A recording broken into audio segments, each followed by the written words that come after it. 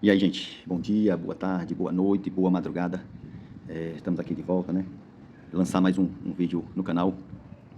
Né? E o ênfase desse vídeo, né? Nem só de rede social vive o homem. A rede social tem o seu valor, a rede social, ela nos traz, de certa forma, uma interação. Nós até chegamos a nos alimentar da rede social. Mas deixa eu dizer uma coisa para você, que você precisa construir o seu relacionamento com Deus. Você precisa construir, né, a sua vida pessoal, a sua intimidade espiritual com Deus. Né? Então, você recebe muitas vezes uma inspiração na rede social, mas ela não irá substituir aquilo que é, né, importante na sua vida, que é a intimidade, aquilo que Deus vai falar especificamente com você, né? Vai construir em você um relacionamento sólido. Né? Eu estou aqui, lendo a minha Bíblia aqui, comecei nos profetas menores, né, a partir de Oséias, e nós vamos aqui ver alguns comentários, né, do livro de Oséias, né, o que traz, né, de ensinamento, né, de conhecimento para nós. Né, tem alguns textos aqui que muitas vezes nós escutamos até mesmo de ministrações, né, que traz para nós aquela, eita, rapaz, eu tenho que viver isso, eu tenho que fazer isso. Mas muitas vezes, né, acabamos negligenciamos, acabamos esquecendo, né, e nós temos que ser vigilantes, temos que ser diligentes. Né? Então, a partir de Oséias, né, quando nós começamos a ler, né, traz várias instruções, né, Israel, de certa forma, até mesmo distante do Senhor, né, vivendo uma vida, vamos dizer, aquém daquilo que Deus desejava. E aí, lá em Oséias 4, 6, olha o que começa a dizer.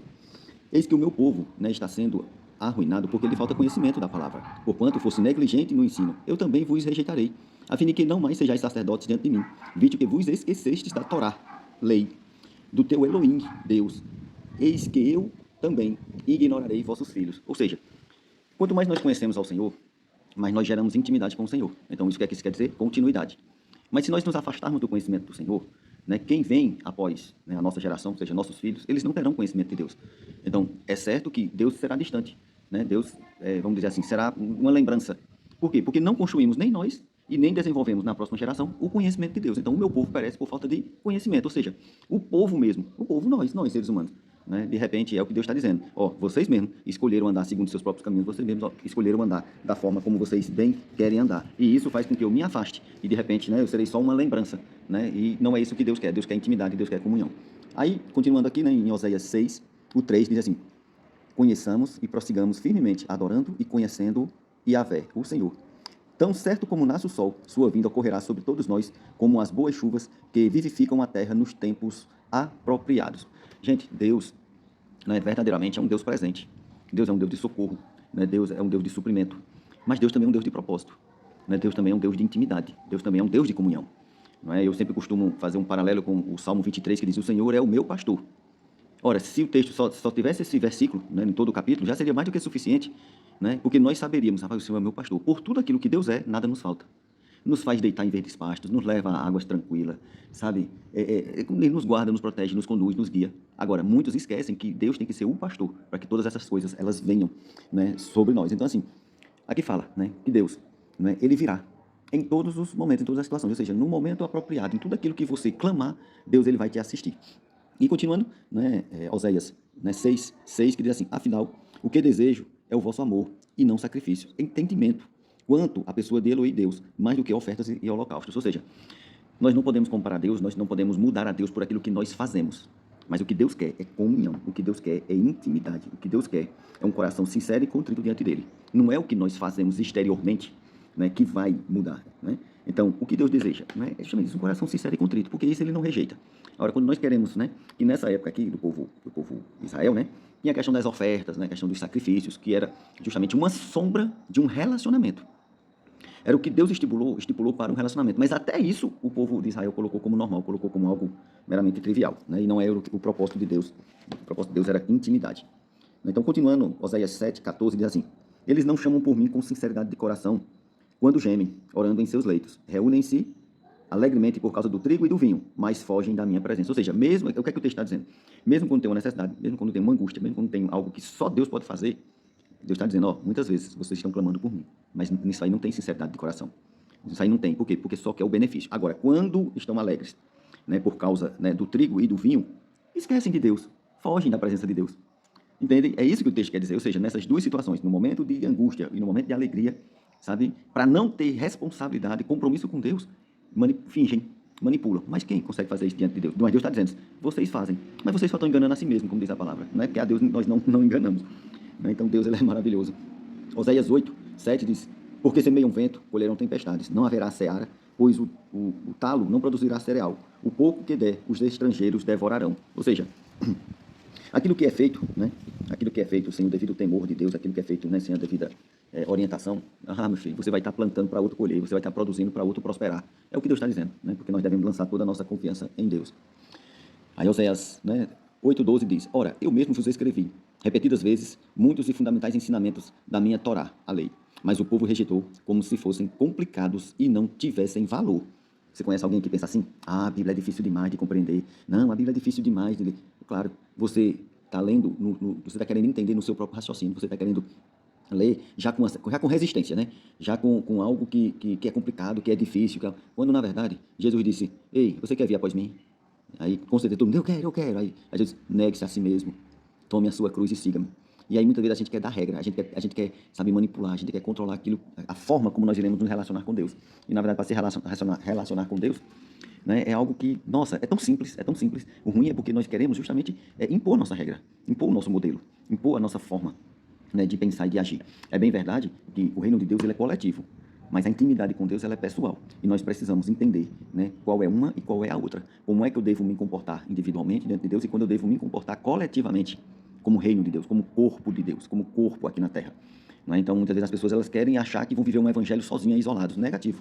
Na verdade, aquilo que Deus te inspira é fortalecimento para outra pessoa. E aquilo que outra pessoa recebe é fortalecimento para a sua vida. E assim Deus vai abençoando o seu povo, Deus vai fortalecendo o seu povo. Agora, quando as pessoas querem viver do jeito que querem, do jeito que acham, né? Aqueles que estão vivendo do jeito que Deus quer, do jeito que Deus acha, Deus vai suprir, Deus vai conduzir, Deus vai abençoar, Deus vai, sabe, dar todo o suporte. E aqueles que olham, eu também não sou filho de Deus, eu também não sirvo a Deus. Sim, mas observe como tem sido o seu relacionamento, a sua comunhão com Deus, para que você não seja encontrado querendo construir seu próprio reino, construir seu próprio castelo.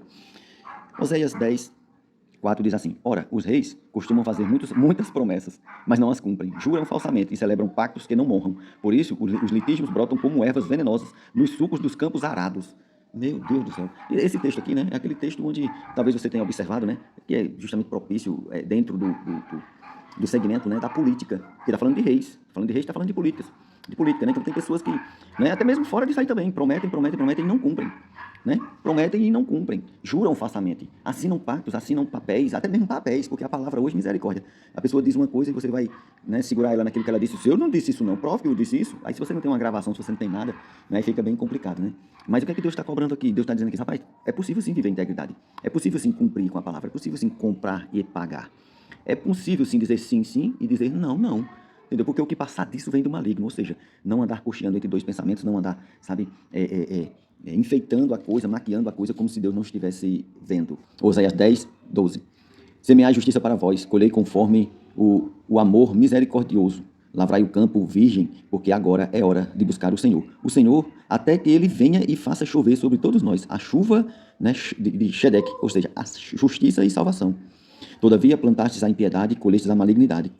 Comestes o fruto da mentira e do engano, visto que tendes confiado na vossa própria capacidade e na multiplicação dos vossos guerreiros. Ou seja, confiar naquilo que é natural, confiar naquilo que você pode fazer, confiar naquilo que, né, é algo que você, né, está fazendo, confiando em algo que nasce em você, vamos dizer. E verdadeiramente o coração não está firmado no Senhor, não tem confiança, né, no Senhor. Oséias 11, 2 diz assim: todavia, mas eu chamava meu povo como quem chama seu filho, mas essa gente se afastava da minha pessoa. Eles oferecem sacrifício aos balaíns e queimam incensos diante de imagem de ídolos esculpidos.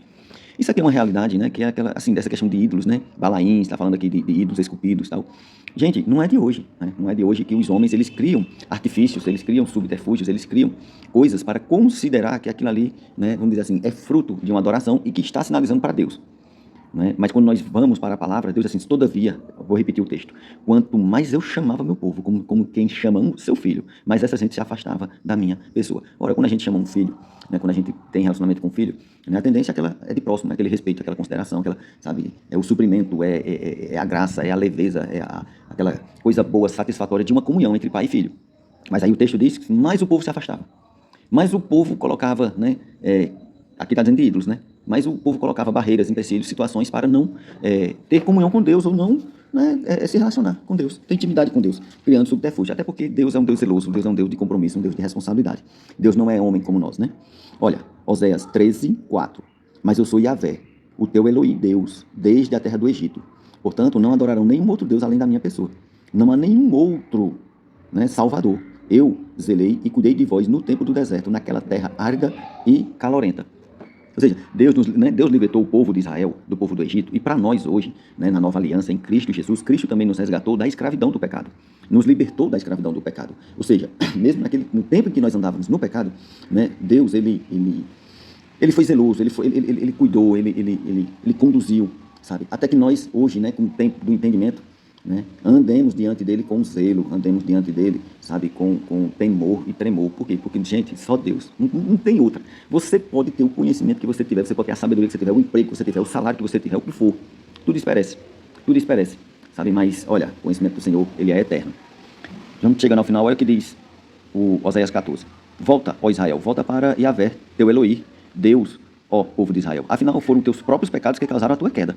Agora preparai, pois, o que vais dizer e retornai para Yahvé, e rogai-lhe, perdoa todas as nossas maldades e todos os nossos pecados, e mediante teu amor misericordioso, aceita a nossa adoração, a fim de que possamos te oferecer o sacrifício dos nossos lábios como os novilhos. Ou seja, se os novilhos serviam de sacrifício, né, como a própria palavra ensina, então o louvor dos lábios é o sacrifício, né? É o sacrifício, é a honra, é a glória, é o louvor a Deus. Então, aqui fala justamente isso, que nós andávamos errantes, nós andávamos alienados de Deus, nós andávamos fora do propósito de Deus, né? E agora, como o Senhor nos chamou para perto, né? É como diz assim, rapaz, é razoável, né, que nós sejamos, né, realmente zelosos, né, daquilo que Deus fez por nós. Então, o nosso louvor, a nossa adoração, a nossa reverência tem que ser santa, tem que ser realmente com todo, vamos dizer, mesmo que o nosso potencial humano, mas o nosso potencial humano é muito fraco, tem gente que se apoia na fraqueza para justificar que não pode fazer aquilo que pode fazer. Mas a Bíblia diz que o poder de Deus se aperfeiçoa na nossa fraqueza. Então a fraqueza não é para se esconder. A fraqueza é para reconhecer que só Deus é quem pode realizar resultado quando nós não alcançamos.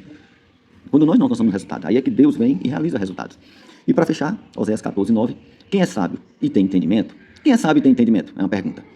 Todo aquele que considera a minha palavra, que tem discernimento e bom senso, aqueles, né, que se dedicam a compreender as minhas orientações. Ora, o caminho do Yahvé, que é o Senhor, é a verdade, e os justos andam nele, mas os ímpios e transgressores tropeçarão e cairão. Quando ele diz esse tropeçarão e cairão, a palavra ela não é colocada justamente para que ela, vamos dizer assim, impeça as pessoas de chegarem até Deus. Mas ele está falando de ímpio, ou seja, a palavra faz com que as pessoas... O que é um ímpio? A pessoa sem Deus. O ímpio é a pessoa sem Deus. A palavra faz com que eles, né, entrem no confronto, porque eles não aceitam, porque eles não querem abrir mão daquilo que eles têm, naturalmente falando, por aquilo que Deus quer lhe dar, espiritualmente falando. Considera até que a igreja é criação de homens, considera que, né, pastores é isso, pastores são aquilo, considera que, né, perda de tempo é o ópio da humanidade, coisas desse tipo. Por quê? Porque a palavra de Deus, gente, a palavra de Deus ela vai se cumprir. Queira o homem, né, aceite o homem ou não, a palavra de Deus irá se cumprir. E eu sempre considero que uma boa forma, né, de perceber que a palavra de Deus vai se cumprir, sabe qual é? Cumprindo a palavra de Deus. Cumpra a palavra de Deus que você vai perceber que verdadeiramente ela se cumpre. E vai ter o dia-chave, o dia do arrebatamento da igreja. Isso aí é fato. Vai ter o dia do Senhor. Então, quando esse dia se cumprir, se você tiver cumprido a palavra, ou cumprindo, né, a palavra, ela irá se cumprir na sua vida. Como? Recebendo aquilo que Deus preparou para você desde a eternidade. Não entende? Então, né, o vídeo de repente pode estar um pouco longo, mas é isso, gente. A palavra do Senhor, ela é vida, né? Ela é poder. E quanto mais nós nos dedicamos a ela, mais nós nos fortalecemos. A rede social está cheio de conteúdo e eu não abro mão de ser mais um, acrescentando, né, esse conteúdo para que pessoas, de repente, em assistindo, sejam despertadas. Porque quem faz a obra? O Espírito Santo. Deus abençoe sua vida, Deus abençoe sua entrada, Deus abençoe sua saída. Tudo aquilo que você impor as mãos prosperará para a honra e glória do Senhor.